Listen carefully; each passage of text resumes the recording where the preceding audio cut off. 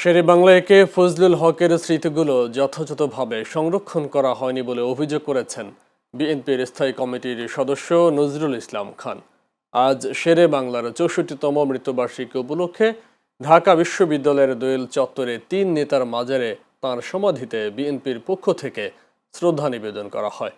পরে সাংবাদিকদের সঙ্গে আলাপকালে নজরুল ইসলাম খান বলেন, শেরেবাংলা একে ফজলুল হক ছিলেন সমগ্র বাংলার গণমানুষের নেতা। ঢাকা বিশ্ববিদ্যালয় প্রতিষ্ঠা ও আদালত সংস্কার সহ জনকল্যাণে তার অসামান্য অবদান রয়েছে। তিনি আরও বলেন, প্রজাতন্ত্র আইন প্রণয়নের মাধ্যমে দেশের কৃষিজীবীরা আজও সুফল পাচ্ছে।